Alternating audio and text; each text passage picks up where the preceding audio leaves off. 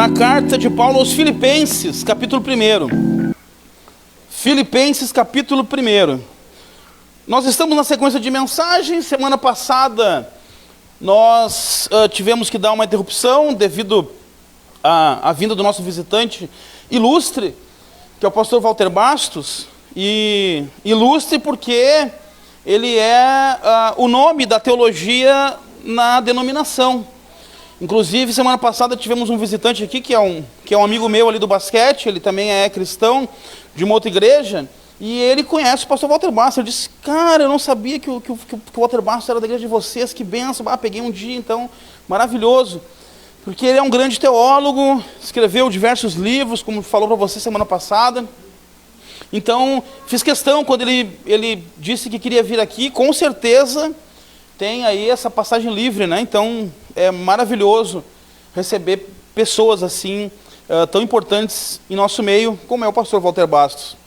Então, agora nós vamos continuar hoje a nossa série de mensagens. Então, Filipenses, capítulo 1, nós vamos ler apenas o versículo 27, tá? Capítulo 1 de Filipenses, versículo 27.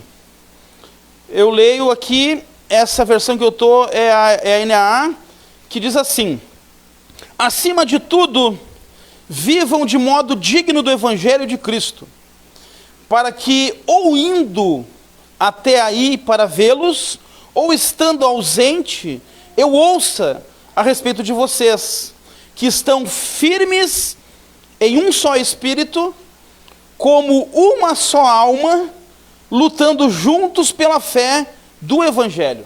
Amém. Apenas esse versículo. Depois nós vamos ler outros versículos, mas aí eu leio para você aqui, o nosso irmão Samuel coloca aqui no telão, e a gente vai acompanhando. Então, nossa série de mensagens é Cristo para a cidade, e hoje é o cristão e a cidade. O papel do cristão nessa empreitada, né?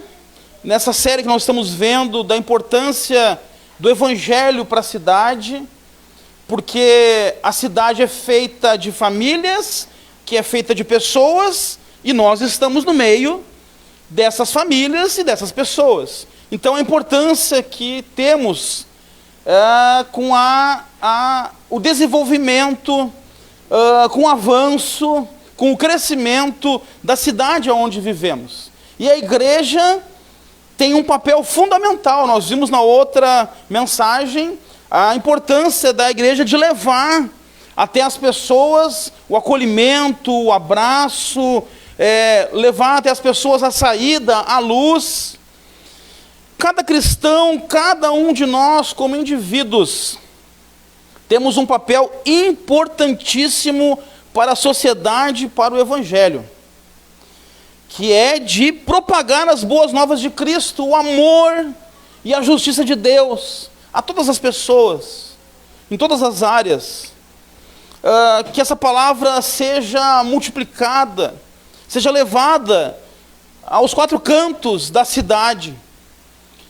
Mas existe uma máxima que todos nós conhecemos, e John Stott faz questão de ressaltar, que diz o seguinte: que as pessoas acham que é mais honesto cair fora do que participar. Quando surge um problema, surge uma dificuldade, seja lá na empresa que você trabalha, seja no relacionamento que você está entrando, seja alguma questão da vida, as pessoas têm esse costume: é muito melhor eu cair fora do que eu participar.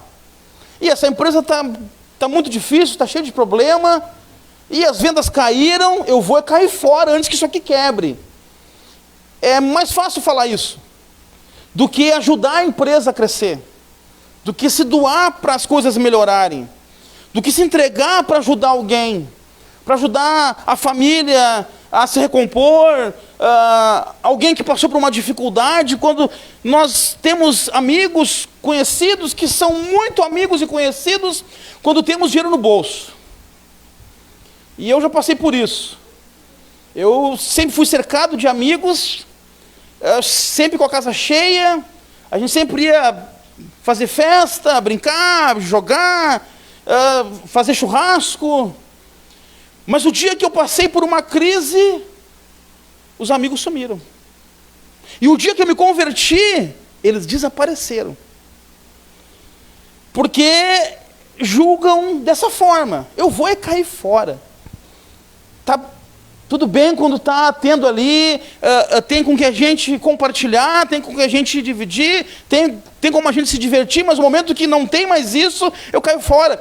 E as pessoas são muito normal isso acontecer, em todas as áreas da vida. Isso deve ser muito bem avaliado, pois existem situações na vida que sim, precisamos cair fora. Existem situações que, olha, dá o pé, porque isso aí está complicado. Não vai ficar junto com alguém que está com risco de ser preso, porque cometeu um crime, por exemplo. Não, tem situações que é melhor dar no pé, cai fora, foge, porque isso aí vai dar ruim para ti também. Então temos que avaliar muito bem isso. Para não pecar, para não cometer um pecado, é melhor fugir. A Bíblia fala: fuja do pecado e resista ao diabo. Então é pecado, vai complicar a tua vida com Deus, sai fora. Para não errar, para não se meter, para não entrar em confusão. Mas no que se trata de ajudar, de cooperar, de pregar a palavra e fazer para os outros, sim, devemos participar. E não pular fora, e não cair fora quando alguém está precisando. Quando alguém pediu socorro, não, se vira aí agora, eu não tenho condições de ajudar. Não, quando é assim, nós sim, precisamos entrar junto. Nós vamos ver hoje, essa mensagem eu vou dividir em duas partes, uma hoje e outra semana que vem. Nós vamos ver hoje, e a galera que foi na Jubrac viu um pouco o pastor César falar da tipologia de Niebuhr. Eu vou falar um pouco sobre ela. E você vai ver, você vai identificar que uma boa parte dos cristãos do Brasil se encaixam nessa tipologia, que é a relação do cristão com a sociedade. E nós vamos ver que, claramente, o que muitas vezes se dá como certo, não é certo. Não é bom. Nós não concordamos com muitas posições. E que por muito tempo foi ensinado no Brasil. Por muito tempo foi dito isso, e ainda é pregado muitas coisas aqui no Brasil. Porque o evangelho, o cristianismo, ele foi até o ano de 1900, mais ou menos. E a partir de 1900 ele foi outro. E o grande erro que se cometeu, quando essa nova leva de evangélicos surgiram, novas igrejas surgiram, foi abandonar tudo que se tinha feito de 1900 para trás. Como se tudo fosse heresia, como se tudo fosse errado. E não é. Muitas coisas nós precisamos resgatar e precisamos continuar fazendo. Como, por exemplo, agora, semana que vem nós temos a Páscoa. A Páscoa, para nós cristãos, nós não precisaríamos celebrar a Páscoa. Por quê? Porque a Páscoa é uma cerimônia, é uma festa judaica que foi adaptada pelo cristianismo porque Jesus morreu na Páscoa. E isso entra todas as questões da salvação. Mas nós não precisaríamos comemorar a Páscoa, porque nós celebramos o ato da ressurreição de Cristo todo primeiro domingo do mês. A nossa Páscoa é todo primeiro domingo do mês, que nós levantamos o pão e tomamos do cálice. Ali nós celebramos a Páscoa. Então nós não precisaríamos celebrar a Páscoa que acontece semana que vem. Mas por tradição cristã, nós devemos. Por quê? Porque isso resgata princípios. Porque isso traz para a família, ensina as crianças, as escolas, a sociedade, que Cristo morreu, porque aqueles que não participam da ceia, que não fazem parte da igreja, estão pelo menos um dia do ano lembrando que isso aconteceu. É tradição, e não é porque é tradição que a igreja celebrava, que nós não vamos celebrar mais. Sim, nós vamos, para propagar Cristo, para falar de Cristo, para nesse dia lembrar nas escolas, lembrar na família, na reunião de domingo, falar da morte e ressurreição de Cristo e por que isso aconteceu. É tradição. Mas foi tudo, uma grande parte da tradição cristã foi abandonada, como se fosse errado. E não é. O Natal é a mesma coisa. Mas existe então o primeiro ponto da tipologia de Niebuhr, que fala dessa relação do cristão, e ele sempre pontua como Cristo, né? E nós somos os representantes de Cristo, que é o Cristo contra a cultura. É o Cristo contra a cultura. Grave bem esse nome, porque no final tem um nome que é parecido com esse, mas não tem nada a ver com esse. É o Cristo contra a cultura. É uma postura muito praticada no Brasil, que geralmente adota essa postura muito ligada a uma leitura equivocada do Antigo Testamento, que é o quê? Tudo que é secular não presta. Existe o sagrado e existe o secular. O que é sagrado, o que é secular, e a gente não mistura as coisas. É o Cristo contra a cultura, aonde tudo que faz parte da cultura, e quando nós falamos cultura, entenda-se toda a questão que gira o secularismo, que essa palavra secular é da igreja, né? É só a igreja que usa essa palavra, que é o que pertence ao mundo. Nós precisamos diferenciar o mundanismo, que nós vimos nas outras mensagens, do que é o mundo, que é onde nós vivemos. Mas então essa postura muito equivocada e muito pregada no Brasil até hoje, é a que ensina que nós devemos nos afastar do mundo, de tudo que tem no mundo. Dessa forma, vamos ver muitos irmãos se afastando das famílias. Não é que não visita porque não tem tempo. Inclusive está falando com o Ed hoje ali, né? E difícil o tempo. Não visita porque eles fazem parte do mundo e eu não faço parte mais. Então eu não mais visito eles, eu não me relaciono mais com eles. É uma postura que se afasta dos amigos.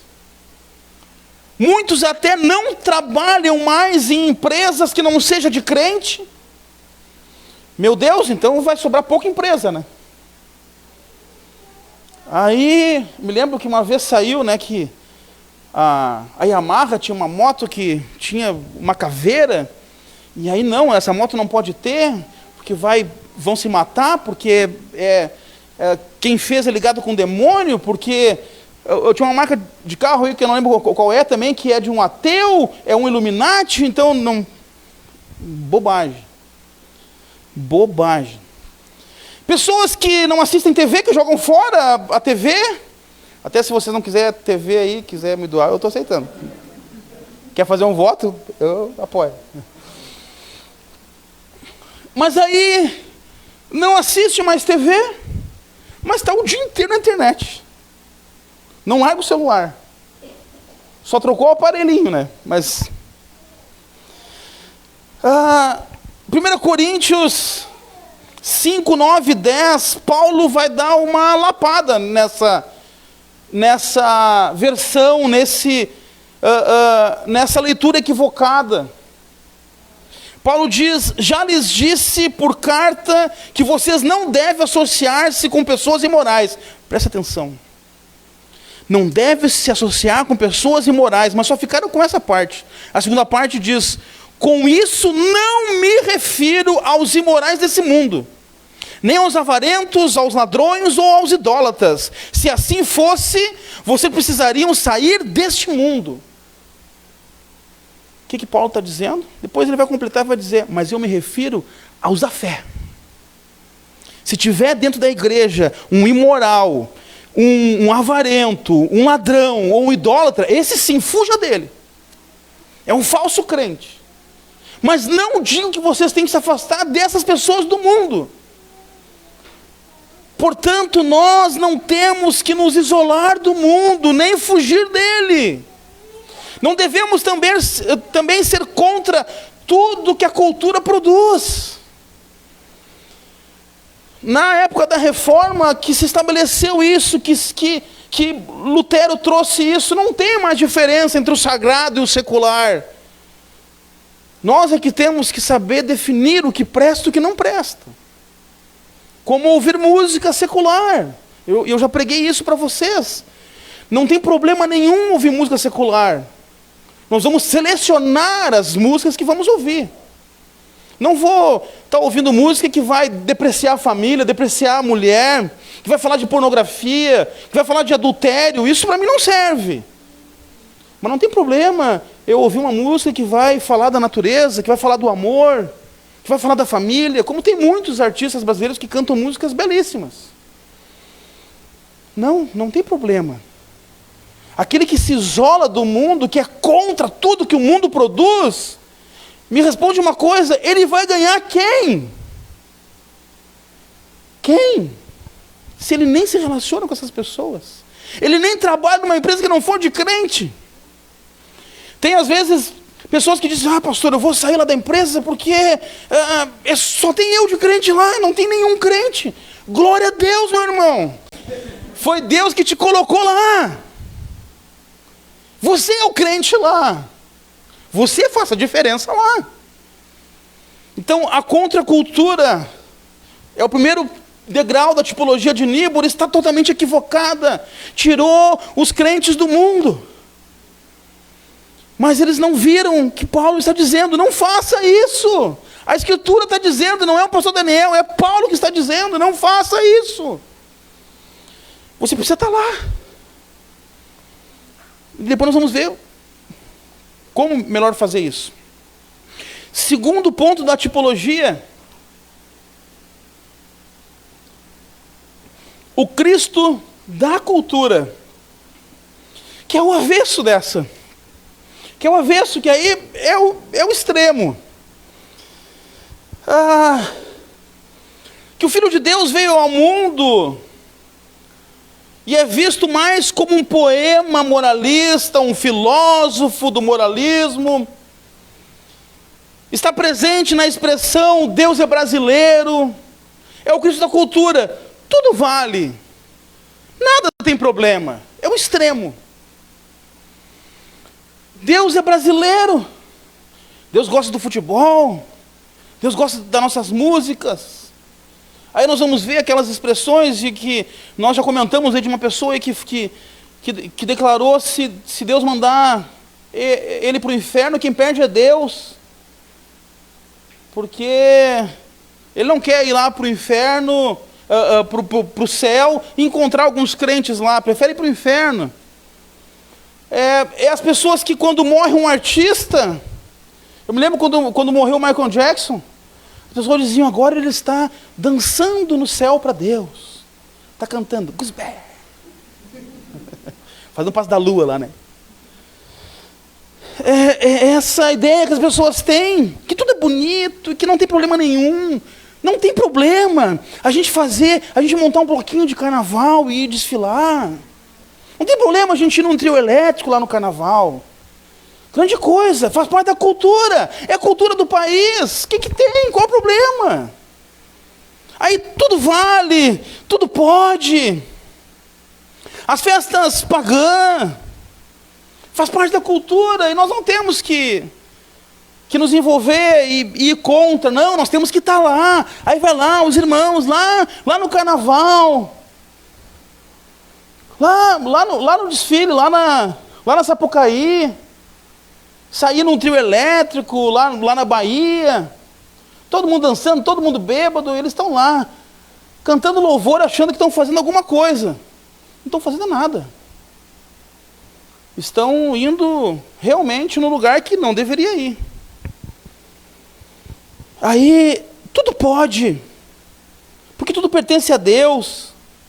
Aí hoje tem baile funk gospel. Tem rave gospel.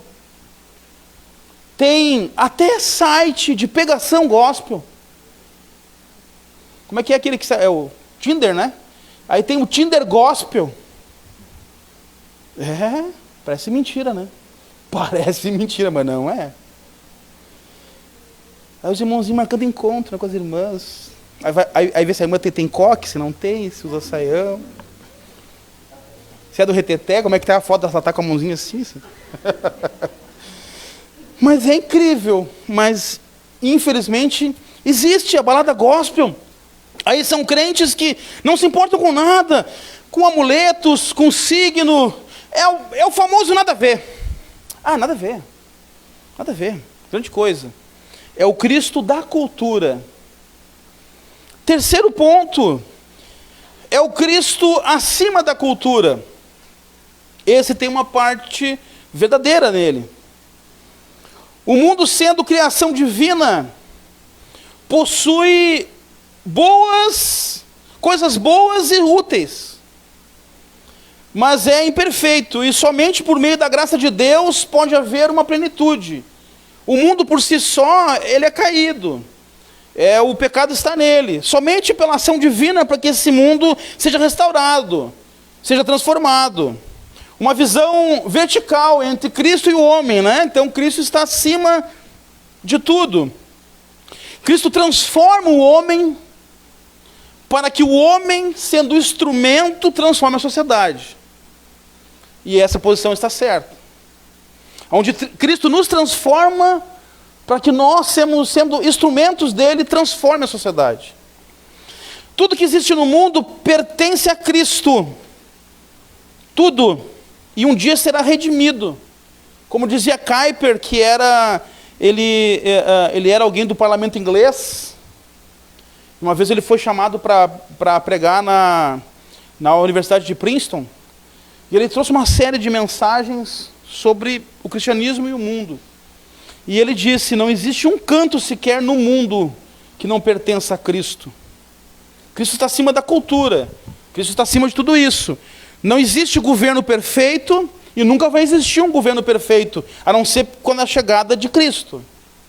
Não importa quem vai estar no poder do Brasil, dos Estados Unidos, da Rússia, enfim, não importa. Nunca vai existir um governo perfeito. Só o dia que Cristo estabeleceu o seu governo, ele sendo rei, aí sim o governo será perfeito. Então, não devemos nunca entender que vai ter alguém, um salvador da pátria, alguém que vai ser perfeito, não, esse é o modelo. Não existe, porque isso tudo é feito por pecadores. Por mais bem intencionada que seja a pessoa, por mais crente que ela seja, ela é pecadora, ela vai falhar também. Quarto ponto é o Cristo e a cultura em paradoxo. Ele é parecidíssimo com contracultura. É essa cultura que está em paradoxo, que nada do secular deve se envolver com o sagrado. Ele está em paradoxo, ele não se encontra. É onde a pessoa, além de ir contra a cultura, ela realmente se isola totalmente, porque nada presta, nada serve. Tudo é pecaminoso, porque existe ações nossas no dia a dia que são pecaminosas, que a gente falha, a gente erra, a gente não glorifica a Deus. Mas existem ações que nós cometemos no dia a dia, que essas ações são influenciadas por uma mente que nós temos, pecadora, sim, mas não são pecado propriamente dito. É como tomar banho, colocar roupa, dormir, almoçar. São ações que nós temos, mas existem pessoas tão radicais que até isso se torna pecado. E ela fica um paradoxo com tudo aquilo que é do mundo. É um radicalismo extremo de pessoas que, aí nós vamos ver aí que acontece muito também, de pessoas que estão sempre com o mesmo tipo de roupa, que não se cuida, às vezes nem banho toma realmente. É um paradoxo, vira quase que uma loucura. E o quinto ponto é o Cristo transformador da cultura. A cultura é criação divina. Tudo que existe no mundo foi criação divina, mas o homem, por ser pecador, ele acaba contaminando e estragando a criação. Tanto que nós vemos aí a natureza sendo estragada, sendo danificada pelo homem, mas foi tudo Deus que criou. Mas os pontos, os pilares da nossa sociedade foi Deus que criou. Porque para nós cristãos, Deus está acima de tudo, e Ele cria a igreja, Ele cria o Estado e Ele cria a família. A igreja é aquela que orienta o Estado naquilo que deve ser feito, que deve ser administrado, orienta nas questões morais. O Estado é aquele que deve salvaguardar a família e a igreja. Ele não deve se envolver com a família, ele não deve dizer o que a família tem que fazer, ele não deve se envolver com a criação dos filhos, ele deve ensinar nas escolas o ensino, o português, a matemática, a história, a geografia, mas não ensinar moralidade. A moralidade que tem que ensinar é a família orientada pela igreja. É assim que é a estrutura da sociedade. Então, Cristo deve ser aquele que vai transformar a sociedade. Aí nós vamos perguntar, tá, e qual dessas alternativas nós devemos tomar? Qual que nós devemos seguir? As Escrituras afirmam que quando a cultura contradiz a verdade revelada de Deus, a cultura deve ser combatida. Se ela contraria a palavra, se ela contraria a vontade de Deus, ela deve ser combatida. Deus criou tudo com perfeição, mas o homem corrompido pelo pecado contamina a criação. É o homem colocar a mão e ele estraga. Eu lembro quando eu trabalhava, que eu trabalhava vendendo cortinas, persianas e toldos, e às vezes o pessoal que tinha um pouco mais de condição perguntava o que era melhor, né? Comprar uma cortina que seja manual ou motorizada. Às vezes ele ficava meio com receio de investir em colocar um motor que ia sair mais caro, e a gente sempre orientava. Quantas pessoas vão mexer nessa cortina? São várias pessoas que mexem.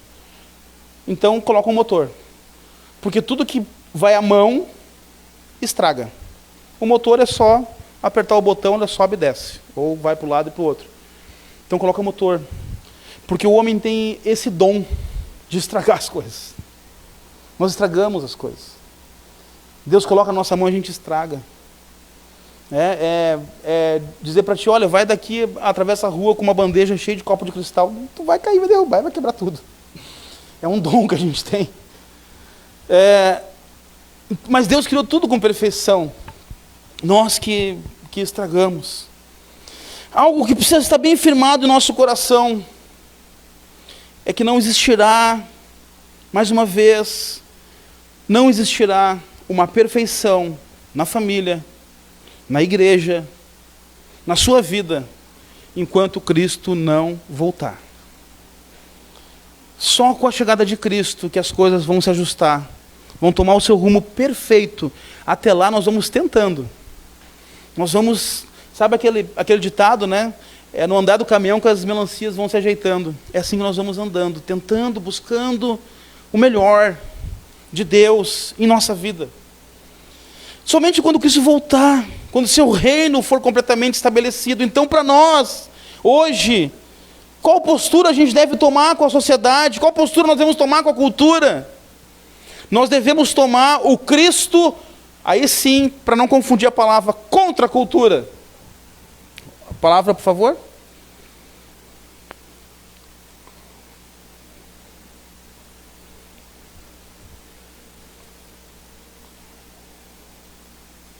Isso. É uma palavra só. Não é contra a cultura. É contra a cultura.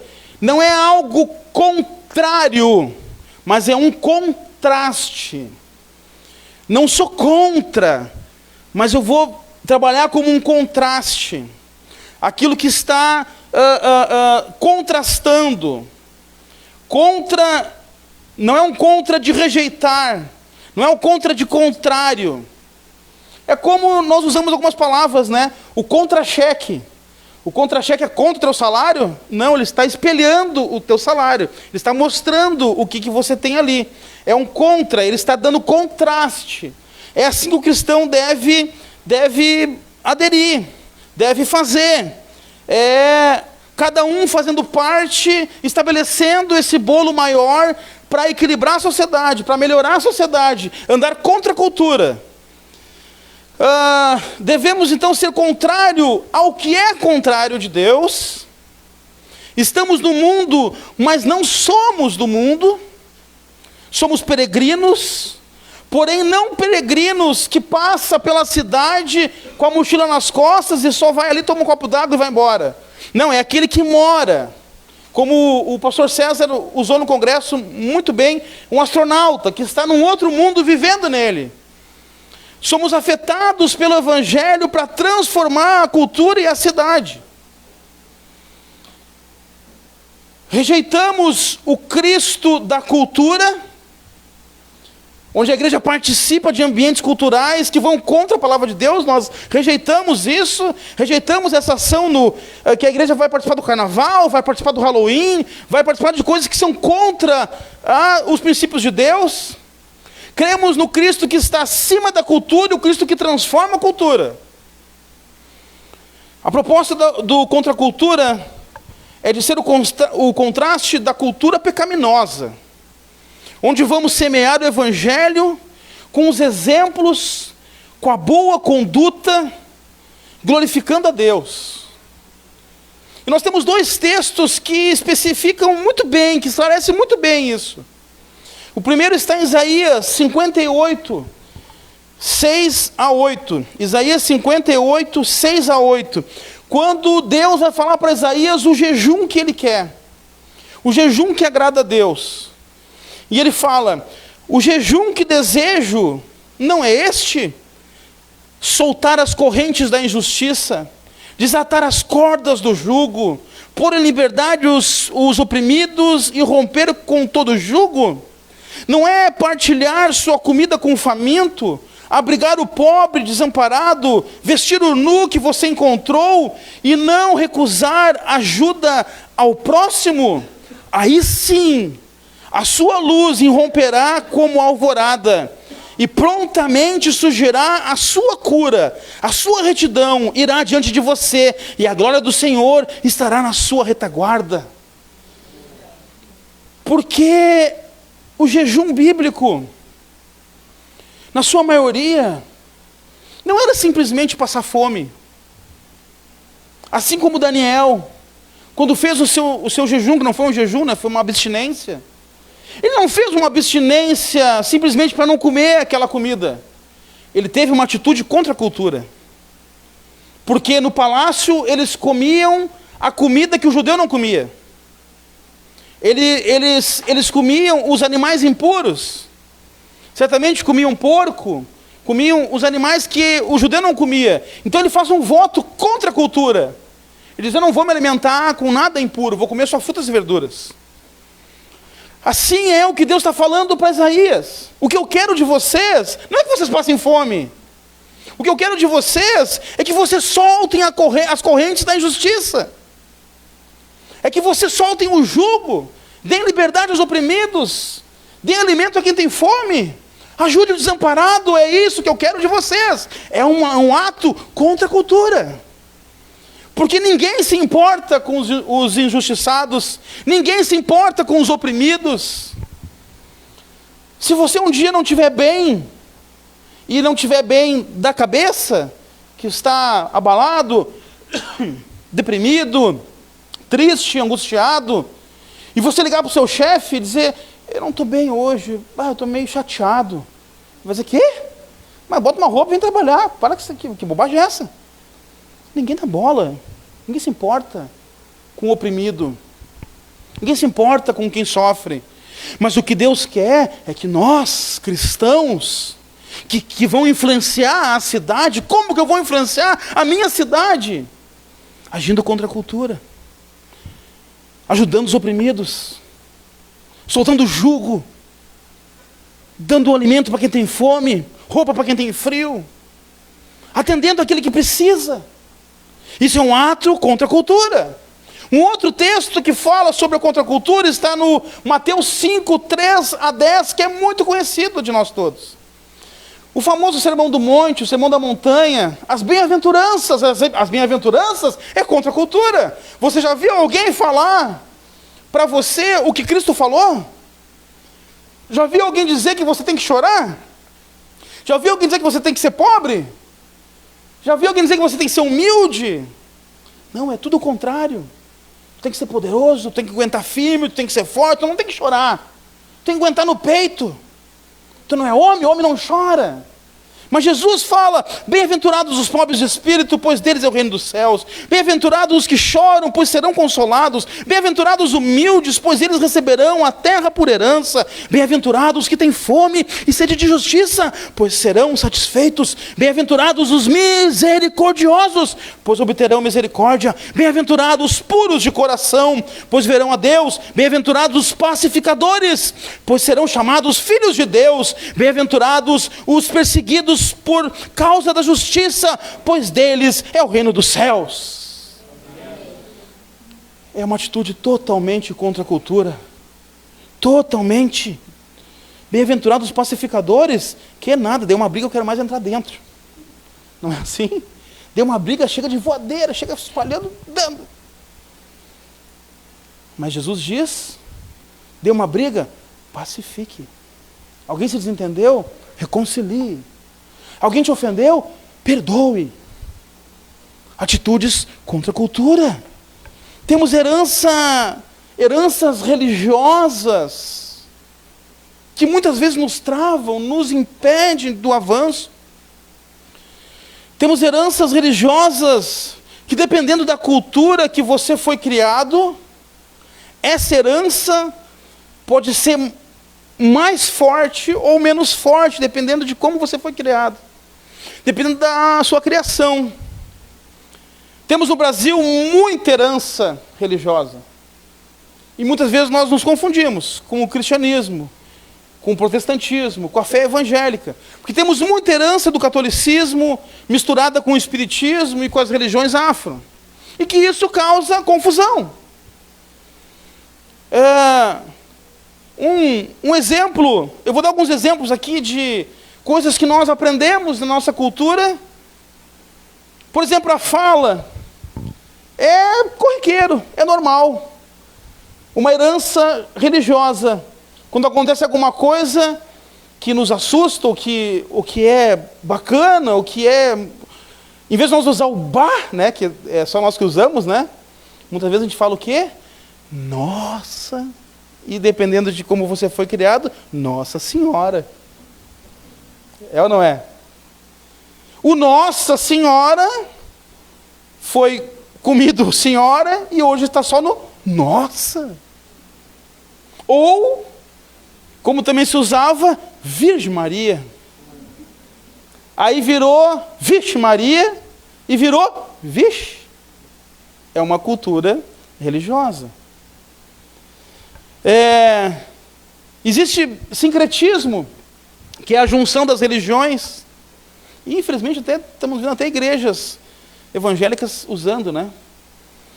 Eu sei que a pastora falou ontem, o sal grosso, que afasta o mal olhado, o sal grosso que protege a casa. Sabe que antes de eu ser crente, deixa eu confessar o pecado de vocês. Eu vou contar uma história muito engraçada. Eu tinha um Gol branco, e esse Gol, inclusive, foi roubado.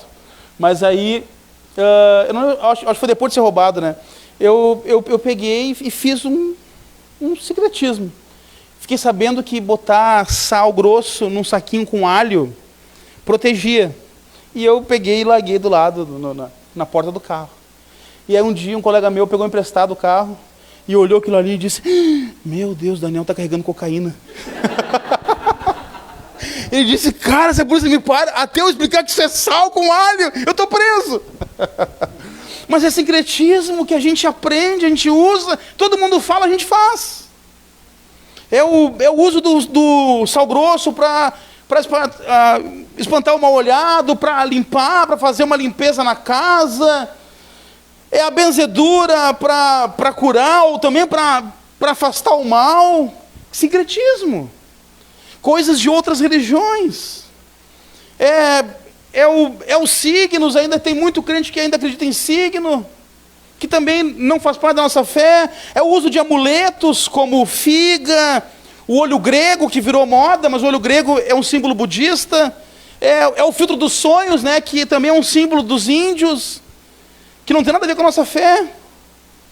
E aí nós vamos carregando o sincretismo como o batismo infantil, que é feito pela Igreja Católica, mas muitas vezes as pessoas fazem e vão até praticar ou ser padrinhos sem nem saber o que significa. Mas não é da nossa fé, porque nós não batizamos criança. Nós batizamos somente o adulto que confessa. Nós somos credobatistas, que é o batismo somente aquele que crê, como diz a Bíblia. A Bíblia não manda batizar crianças. Então nós não batizamos, e nós também não concordamos com o batismo infantil. Batismo é uma questão religiosa, só que muitas vezes vira simplesmente um sincretismo, um costume. E aí não batizou teu filho ainda? Nem sabe por quê. Mas existe uma fé católica para isso. Mas é uma fé católica, nós somos protestantes. A igreja protestante surgiu porque ela protestou a igreja católica. Então não faz parte da nossa fé. Muitas vezes também somos ensinados a não comer certos alimentos. Desde os animais impuros, como é o costume judeu, de não comer porco, não comer frutos do mar, né? Eles não comem camarão e nada que vem do mar, a não ser o peixe com escama. Até as tradições, que eu não sei se você ouviu isso, mas eu ouvia muito quando era criança. Hoje eu perguntei, pastor, o que tu ouvia quando era criança? Não pode misturar melancia com leite, senão faz mal, empedra. Não pode misturar manga com leite, não presta, vai fazer mal. Né? E essas coisas assim que a gente ouvia, o engolir chiclete, se engolir chiclete vai grudar as tripas. Não pode comer a semente da laranja, senão nasce um pé de laranja no estômago. Eu não sei se você já ouviu isso, eu já ouvi. Né? E talvez você ouviu muito mais. Mas são coisas que nós vamos levando como herança. E na verdade nós temos que trabalhar contra a cultura. O que é, o que não é, não é. Nós trabalhamos pela verdade e aquilo que a Bíblia ensina. Mas como que nós vamos ser contra a cultura, numa cultura decaída, numa cidade perdida, pervertida e cheia de problemas? E não é um privilégio de Taquara ter esses problemas. Todas as cidades têm diversos problemas, até mais graves, que nós já falamos nas outras mensagens. Mas nós temos que trabalhar com a operação cavalo de Troia ou agente secreto, que é como deve ser a postura do cristão. Cada cristão precisa estar infiltrado nas mais diversas áreas da cultura, ou seja, nos mais diversos ambientes da sociedade, seja visível ou invisível, mas presente, influenciando o meio que vive. Mas a empresa não tem crente. É lá que eu vou, porque precisa ter um crente. Mas a política é só corrupção, mas eu vou estar lá porque eu não vou ser. Mas ali é difícil, mas é ali que eu tenho que estar. Mas ali tem gente que, meu Deus, passa necessidade, o que eu vou fazer? Vamos estar lá. Como agente secreto, nós aprendemos muito errado também. Até tem piada, né? Tu é um crente, agente secreto, ninguém sabe que tu é crente lá na empresa, né? Pois é, tá certo, tem que ser assim mesmo. Sabe que tu é? Amém. Não sabe? Amém também. Porque eu preciso ter atitudes de crente. Não falar que eu sou crente. Levar a Bíblia embaixo do braço. Tá lendo lá na hora da atividade da empresa. Não tá orando, repreendendo o mal dentro da empresa e todo mundo trabalhando. Não foi contratado para isso, meu irmão. Tu foi contratado para trabalhar. Ora em casa, dobra o teu joelho. Na hora do almoço, faz a tua oração. Mas o que nós precisamos é estar lá. Estar lá, fazendo a diferença.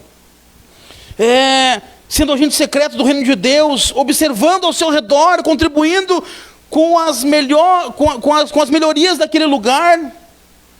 Seja a melhoria da família, seja entre os amigos, na escola ou no trabalho. E muitas vezes, sem palavras. Sem palavras. Como diz 1 Pedro 3, 1 e 2. Do mesmo modo, mulheres, sujeitem-se a seus maridos. Agora o marido vai dar uma cutucadinha, viu? Olha lá o Gabriel, deu viu, João? Sujeite-se a seus maridos, a fim de que, se alguns deles não obedecem à palavra, sejam ganhos sem palavras, pelo procedimento de sua mulher, observando a conduta honesta e respeitosa de vocês. Aqui está falando da mulher? Sim, mas está falando de todos nós. Essa parte B do versículo, seja ganho sem palavras pelo procedimento, observando a conduta respeitosa de vocês. É assim que temos que agir no ambiente de trabalho. Como um agente secreto, somente com atitudes, mostrando o que é certo. E usar a Operação Cavalo de Troia. A Operação Cavalo de Troia, não sei se você sabe, mas foi quando houve ali a batalha, né, entre Troia e os gregos. E aí eles invadem, né, tá tendo uma comemoração, e Troia cria um cavalo de madeira gigante para dar de presente para o rei da Grécia. E aí eles entram com aquele cavalo e presente, que legal, muito bonito. Quando as luzes se apagam, o cavalo estava cheio de soldado. E eles invadem a Grécia e fazem um estadalhaço.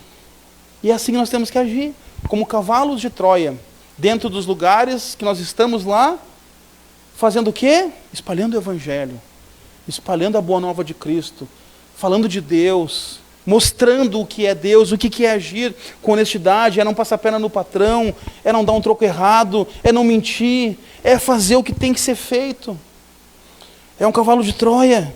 Nós vivemos uma batalha contra o mundanismo e tudo que é contrário a Deus. Nossa luta não é contra as pessoas, mas contra as trevas e o pecado. Devemos nos infiltrar para levar o Evangelho de Cristo, para levar a paz, o amor, a justiça, a salvação aos perdidos que estão longe de Deus.